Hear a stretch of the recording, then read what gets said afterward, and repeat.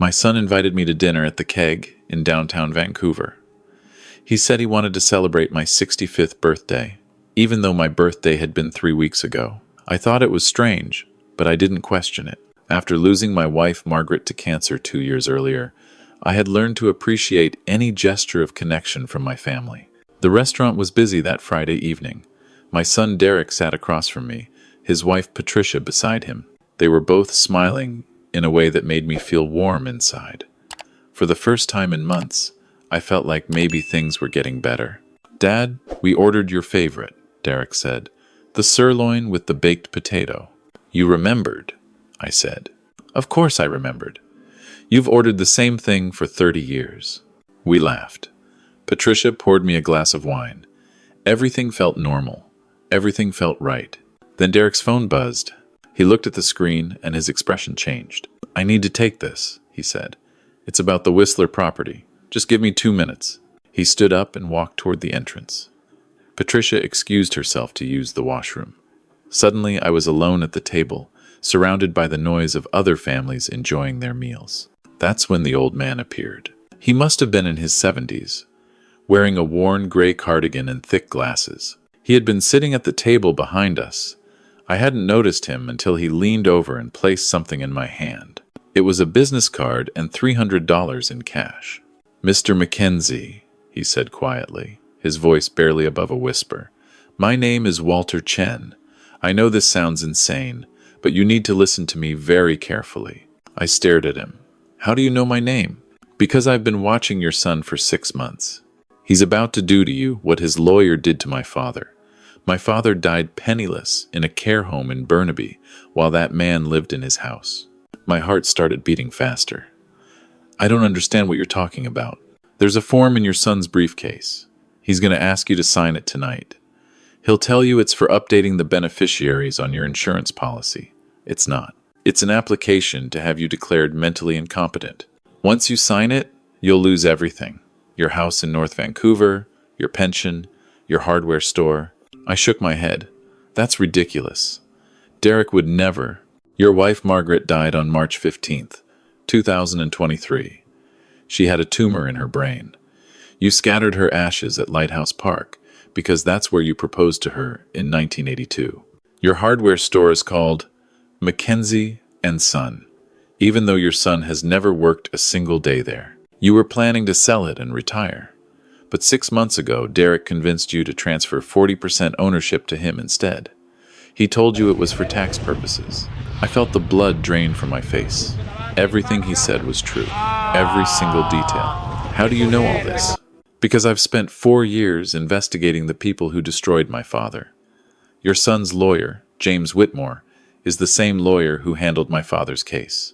He runs a scheme targeting elderly business owners. They identify vulnerable people, usually widowers, and slowly take everything from them using legal documents they don't understand." Derek was walking back toward the table. I could see him through the crowd. "Go to the washroom right now," Walter said urgently. "There's a window in the men's room that leads to the alley. Take a taxi to the address on that card. I'll explain everything there. If you stay, they'll have you committed within the month." "This is crazy. You're asking me to—" "Your daughter-in-law just made a phone call from the washroom." I watched her. She called someone and said, "He's almost ready. Mr. Mackenzie, I know you don't trust me, but ask yourself this. Why did your son suddenly want to celebrate your birthday 3 weeks late? Why tonight? Why at a restaurant instead of at his house, where you could leave whenever you wanted?" Derek was 20 feet away now. "Please," Walter said. "I couldn't save my father. Let me help you save yourself." I looked at the business card. It had an address in East Vancouver and a phone number. Nothing else. Every instinct told me this was insane, that I should stay and confront my son directly, that there must be some explanation. But then I remembered something. 3 days ago, Derek had asked me about my medications. He wanted to know if I was still taking the sleeping pills the doctor prescribed after Margaret died. He said he was worried about me. He asked if I had been forgetting things lately. I hadn't thought anything of it at the time. But now, sitting there with $300 in my hand and my son approaching the table, I felt a cold terror spreading through my chest. "Dad," Derek said, sitting down. "You look pale. Are you okay?" I forced a smile. "Just need to use the washroom." The wine went right through me. "Of course. Take your time." I stood up slowly, trying to keep my hands from shaking. Walter had already returned to his table and was pretending to read the menu. He didn't look at me as I walked past. The washroom was at the back of the restaurant. My legs felt like they belonged to someone else. When I pushed open the door, I saw 3 stalls and a window above the sinks. The window was small, but I was not a large man. Years of working in the hardware store had kept me lean. I climbed onto the counter. My joints protested, but I managed to push the window open.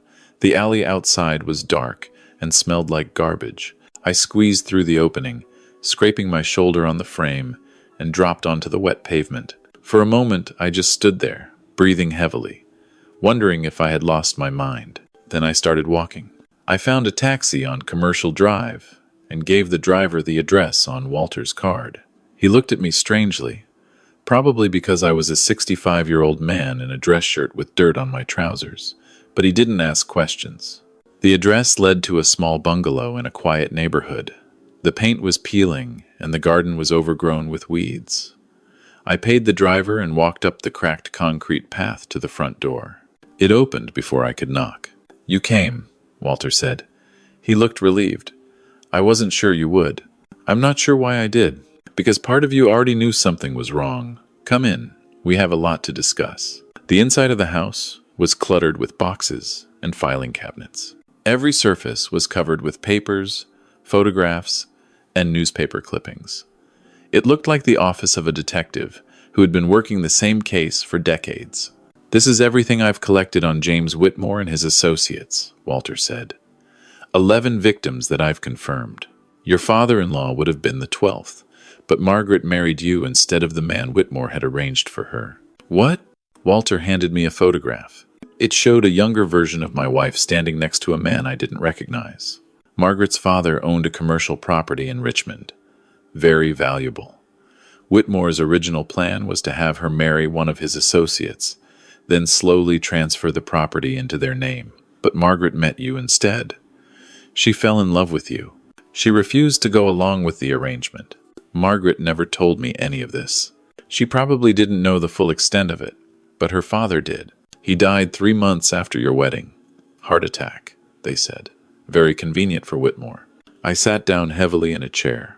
My mind was spinning. "Why me?" I asked. "Why now? I'm just a man with a hardware store." "Your hardware store sits on land that's worth $4 million. The city is planning to develop that area. Your son found out about it 8 months ago. He went to Whitmore for advice on how to get the property from you. How do you know all this?" Walter opened one of the filing cabinets and pulled out a thick folder. "Because I've been recording every meeting they've had. I have a contact inside Whitmore's office, a paralegal who owes me a favor. She's been feeding me information for 2 years." He spread the documents across the table.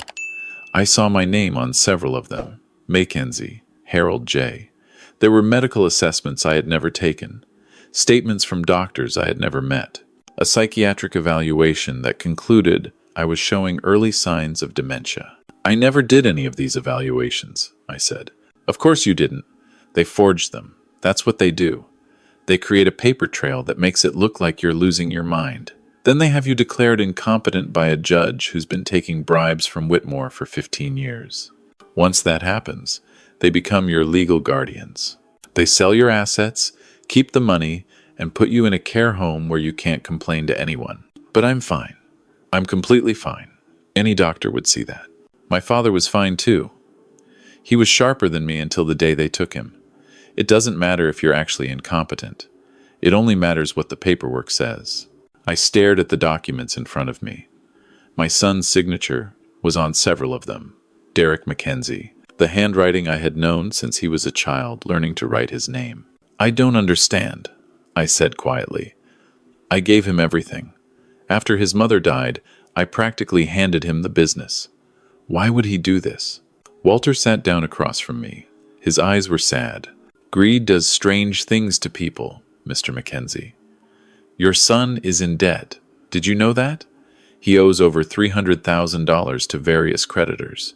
His house is mortgaged to the limit. His wife's spending habits have bankrupted them. When he found out about the land value, he saw a way out. "Patricia," I whispered, "she's been so nice to me lately, calling every week, bringing me food, to establish a pattern. So when they tell the judge that you've become increasingly confused and dependent, they'll have witnesses who can confirm it. Oh, poor Harold. We've been so worried about him. He can't even cook for himself anymore. We bring him meals 3 times a week." I thought about all the dinners Patricia had brought over, the casseroles, the soups. I had eaten them gratefully, thinking she was being kind. Now I wondered what else might have been in that food. "The sleeping pills," I said suddenly. "Derek asked about my sleeping pills." Walter nodded. "They were probably planning to claim you've been overusing them, another sign of mental deterioration. Or perhaps they were adding something to your food to make you drowsy, confused. It's a common tactic." I felt sick. I wanted to call my son and scream at him. I wanted to drive to his house and demand an explanation, but I knew that would only make things worse. "What do I do?" I asked. "First, you need to understand that you can't go home. They'll be looking for you. By tomorrow morning, your son will have filed a missing persons report. He'll tell the police that you've been showing signs of dementia, that you wandered off during dinner, that he's terrified something has happened to you. Every officer in Vancouver will be looking for a confused old man who doesn't know where he is. So I'm supposed to hide? For now, yes. We need to gather more evidence. I have a lot, but not enough to guarantee a conviction. Whitmore is very careful. He's been doing this for 20 years and he's never been caught." 20 years? Walter reached into another cabinet and pulled out a photograph. It showed an elderly Asian man with a gentle smile. "My father, David Chen. He built a dry cleaning business from nothing. 32 locations across the Lower Mainland. When my mother died, Whitmore's people moved in. Within 18 months, my father had signed over everything. They put him in a facility in Burnaby. I wasn't allowed to see him. They had a court order saying I was a destabilizing influence on his mental health." His voice cracked. He took a moment to compose himself. "He died alone, calling for me. The nurses told me later that he asked for me every single day, but I couldn't get to him. The legal system that was supposed to protect him was the same system that imprisoned him. I'm so sorry. Don't be sorry for me. Be angry. Use that anger to help me bring these people down." I looked around the room at all the boxes, all the files, all the photographs. This man had dedicated years of his life to this mission. He had sacrificed everything. "Why do you trust me?" I asked. "How do you know I won't go to the police or back to my son?" "Because I saw your face when I told you about the form in Derek's briefcase. You already suspected something was wrong. You've probably been suspecting it for months. The way he suddenly became interested in your business, the way his wife started visiting you, the way they keep asking about your health, your memory, your medications.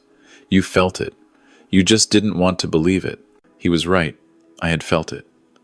Little moments of wrongness that I had explained away because I didn't want to face the truth. "What's the plan?" I asked. "Whitmore is receiving an award next week. The Vancouver Business Leader of the Year. There's going to be a ceremony at the convention center. All his clients will be there. All his partners. The mayor. The press. And we're going to expose him in front of everyone. I have recordings, documents, testimonies from nurses who worked at the care homes. But I need one more thing. I need you to get into his office and find the original ledger." "The original ledger?" "Whitmore keeps a handwritten record of every victim. Names, assets, dates of death. It's his trophy collection. He's too arrogant to destroy it.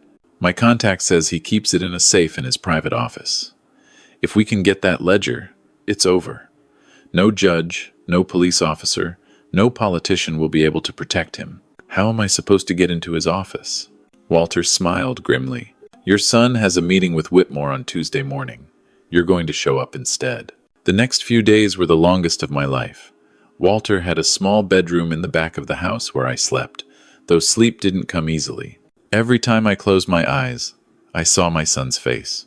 Derek. The baby I had held in my arms. The boy who used to help me in the hardware store on weekends, sorting nails and sweeping floors. When did he become this person? When did money become more important than his own father? Walter had turned off my phone and removed the battery, saying they could track the location. He gave me a prepaid phone instead, with only one number programmed into it. His number. On Monday, I watched the news. There was a brief segment about a missing senior in North Vancouver. They showed my photograph. My son Derek appeared on screen, his eyes red, his voice shaking. If anyone has seen my father, please contact the police. He has early-stage dementia and we're very worried about his safety. Dad, if you're watching this, please come home. We love you. I felt Walter's hand on my shoulder. Don't let it weaken your resolve. Everything he's saying is calculated. The tears, the trembling voice, it's all part of the performance. He's my son. I know. And that makes what he's doing even worse. On Tuesday morning, I put on a suit that Walter had bought from a thrift store. It didn't fit perfectly, but it was close enough. I looked at myself in the mirror and barely recognized the man staring back. I had aged 10 years in 4 days. Remember, Walter said as I prepared to leave, you're Harold Mackenzie, and you're there to discuss transferring the rest of your assets into the family trust. You've decided that Derek was right. You want to make sure everything is taken care of before your mind gets any worse. What if they recognize that something is wrong? They won't. They see what they want to see. And right now, they want to see a confused old man who's ready to give up. The taxi dropped me at Whitmore's office building in downtown Vancouver.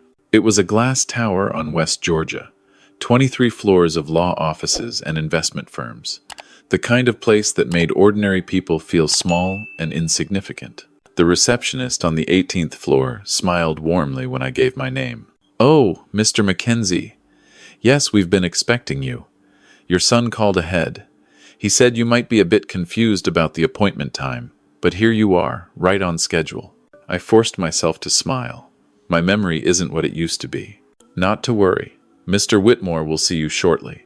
Can I get you some coffee? Tea?" Coffee would be lovely. She led me to a waiting area with leather chairs and mahogany tables. The walls were covered with photographs of James Whitmore shaking hands with important people. The premier, the police chief, various business leaders I recognized from television. I sat down and waited. My heart was pounding so loud I was certain everyone could hear it. 10 minutes later, a door opened and a man walked out.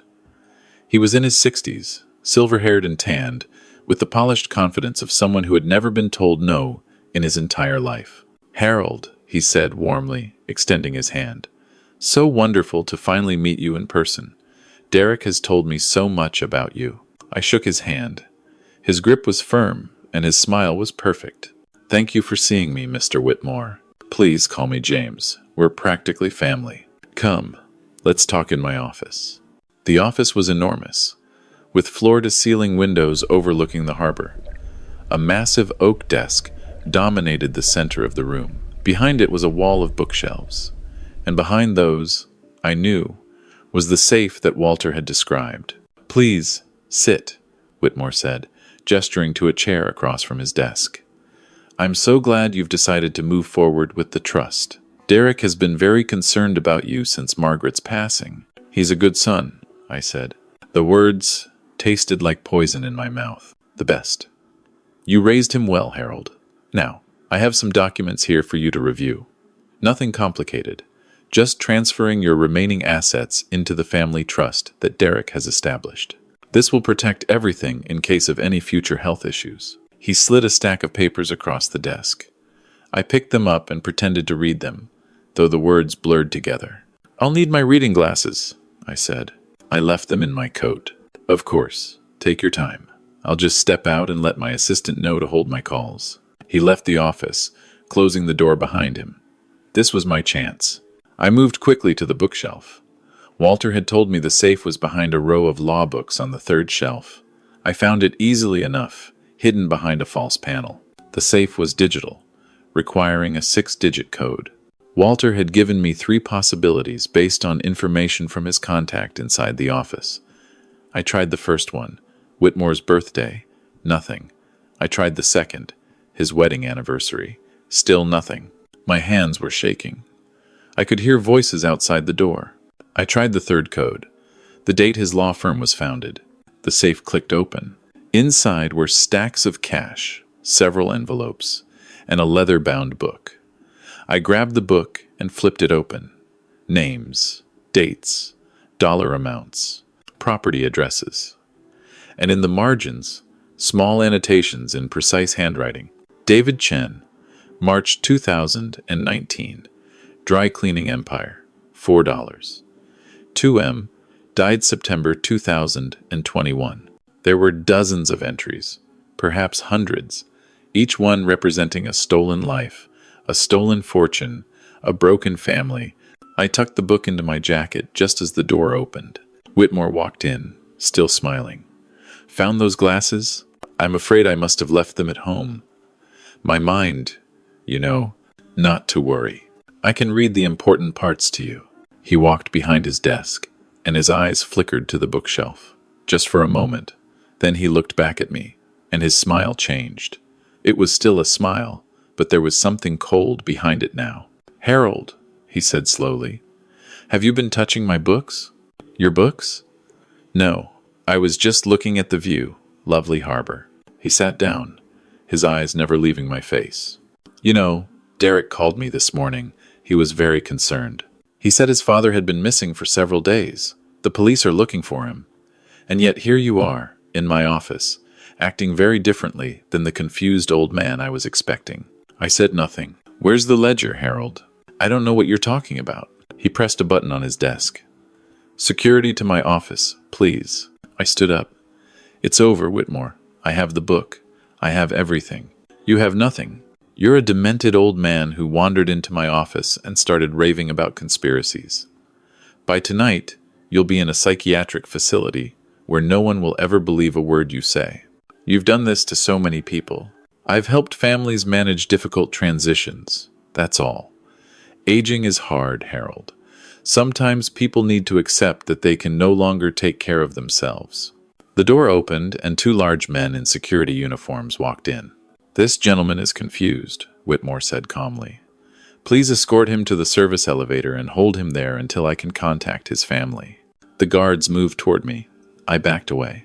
You can't silence everyone, I said. People know. There's evidence. There's the ramblings of a man with dementia who assaulted my property. That's all anyone will ever see. They grabbed my arms. I struggled, but I was 65 years old, and they were young and strong. They dragged me out of the office and down a hallway to a service elevator. Don't worry, old-timer, one of them said. We'll get you sorted out. They pushed me into the elevator. The doors closed. The elevator began to descend. Then it stopped. The lights flickered and went out. Emergency lighting came on, casting everything in a dim red glow. What the hell? One of the guards said. A voice came through the elevator speaker. Walter's voice. Mr. Mackenzie. There's a hatch in the ceiling. Push it up and climb through. The elevator shaft has a service ladder. Go up to the 19th floor. The door will be unlocked. The guards looked at each other, confused. Who is that? How is he? I didn't wait for them to figure it out. Despite my age, I reached up and pushed the ceiling hatch. It swung open. I grabbed the edge and pulled myself up with strength I didn't know I still had. Hey, get back here. I was already climbing the ladder. My shoulders burned. My knees screamed, but I kept climbing. 19th floor. Just as Walter said, the door was unlocked. I pushed through it and found myself in an empty office space. Construction equipment everywhere. Plastic sheets covering the floors. This way, a voice said. A woman emerged from the shadows. She was young, maybe 30, with dark hair and sharp eyes. I'm Elena, Walter's contact. Follow me. We ran through the construction zone to a stairwell at the back of the building, down 6 flights of stairs to a parking garage where a van was waiting. Elena pulled open the side door, and I climbed in. Walter was inside, along with 3 other people I didn't recognize. Do you have it? He asked. I pulled the ledger from my jacket. I have it. The van started moving. We drove out of the garage and into the Vancouver traffic, disappearing into the flow of 1,000 other vehicles. We need to move fast, Walter said. Whitmore will know the ledger is gone within minutes. He'll try to discredit us before we can go public. The ceremony is in 4 days, Elena said. Can we wait that long? We have to. The ceremony is our only chance to expose him in front of everyone who matters. If we go to the police now, it'll get buried. Whitmore has too many connections. Where do we go until then? I have a cabin in Squamish, off the grid. No one knows about it. We drove north, out of the city, and into the mountains. The sky was gray, and it started to rain. Thick drops pattering against the windshield. I sat in the back of the van, clutching the ledger, wondering if I would ever see my home again. The cabin was small but comfortable. There was no internet and no cell service, which was exactly what we needed.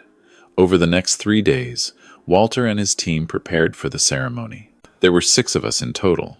Walter, Elena, the paralegal, a retired journalist named Robert, who had been investigating Whitmore for years, 2 nurses who had worked at the care homes where Whitmore's victims had been sent, and me. Each of them had a story. Each of them had lost someone. Robert's mother had been a victim 15 years ago. She had owned a successful bakery chain. By the time she died, she didn't even have money for a proper funeral. The nurses, Sandra and Michelle, had witnessed the abuse firsthand. They had seen patients drugged into silence, isolated from their families, neglected until they faded away. They had tried to report it, but no one had listened. One of them had been fired. The other had been threatened with legal action. We were all that was left. The survivors, the witnesses, the ones who refused to forget.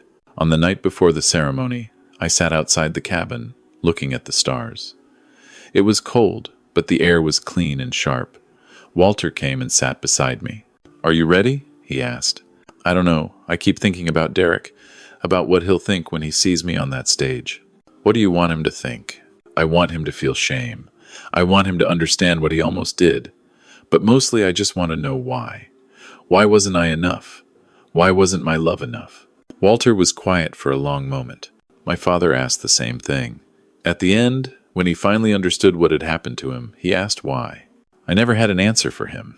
Some questions don't have answers, Harold. Some people are just broken in ways we can't understand. I'm scared. Me too. But we've come too far to turn back now. The next morning, we drove back to Vancouver. The ceremony was at the convention center, a massive complex on the waterfront.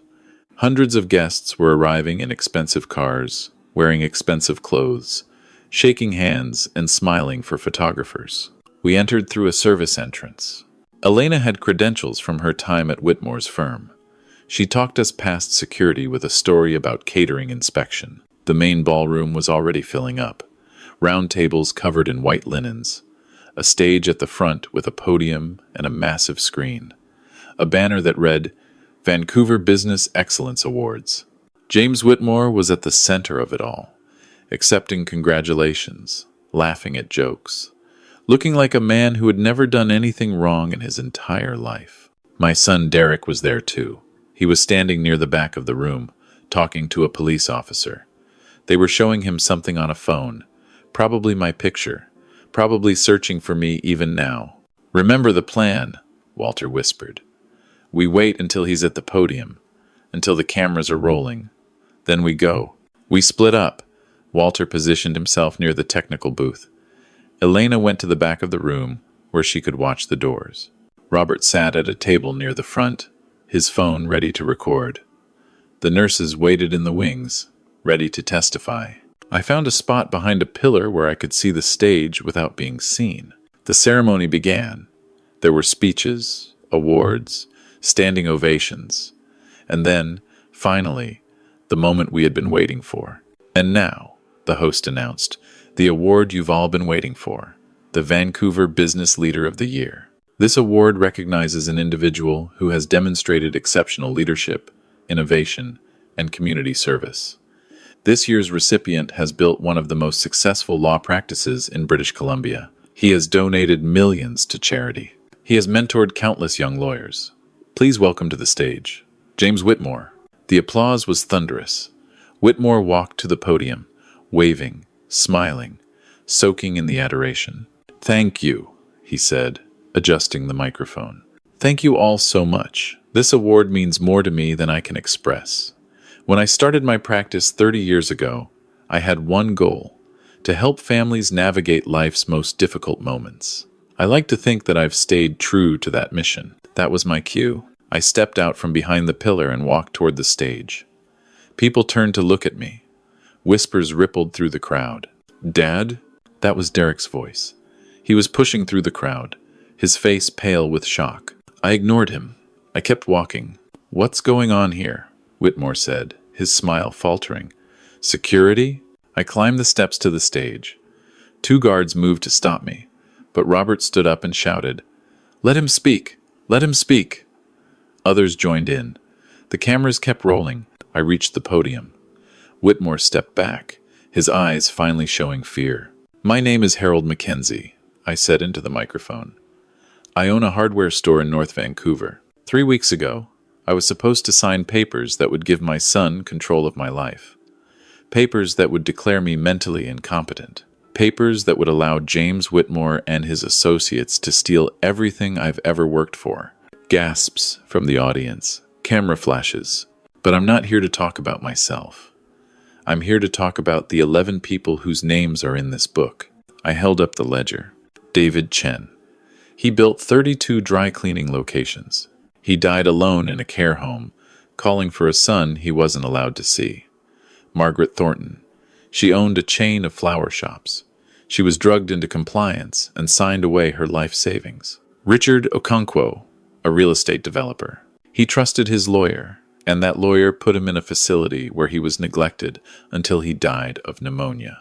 I read name after name. With each one, I saw faces in the audience, changing. Horror, disbelief, recognition.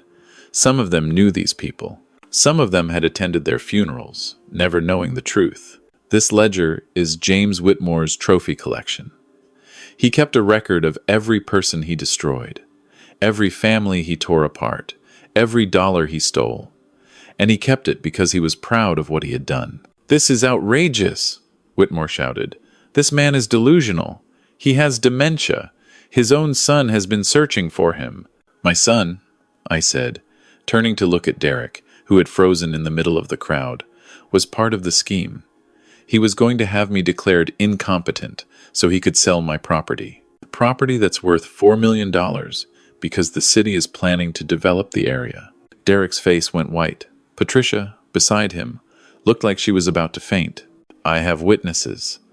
Nurses who worked in the care homes where Whitmore's victims were sent.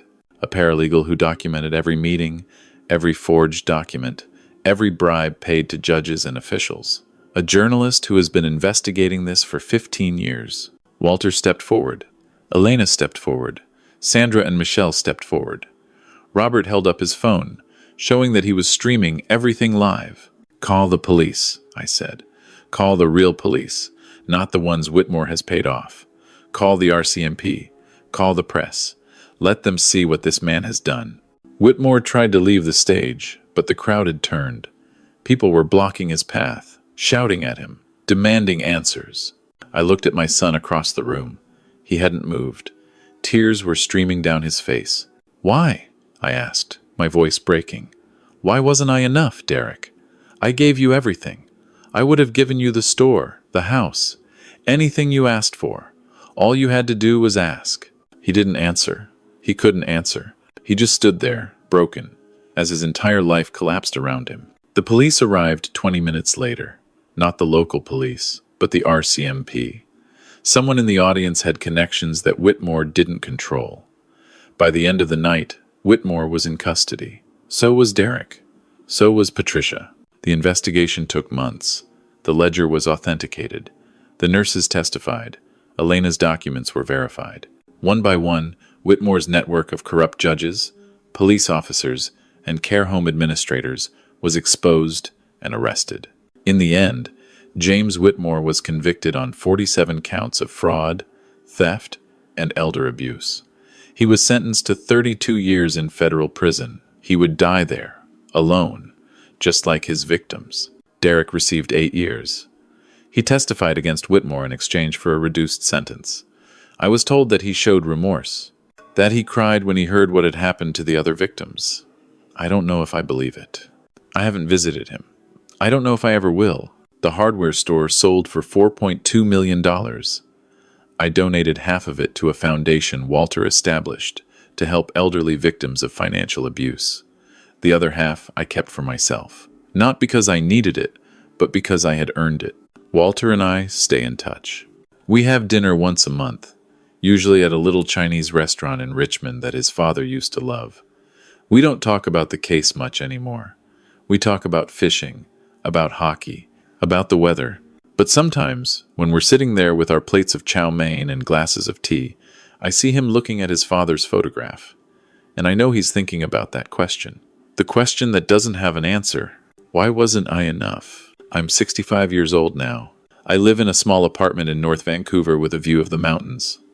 I don't have a hardware store anymore. I don't have a son. I don't have Margaret.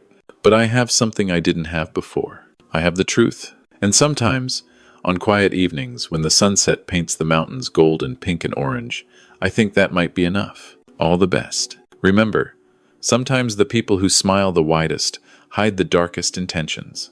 And sometimes, the strangers who reach out in our darkest moments are the ones who save our lives. If you enjoyed this story, please subscribe and share with someone who needs to hear it. Stay safe out there, and never, ever sign anything without reading it first.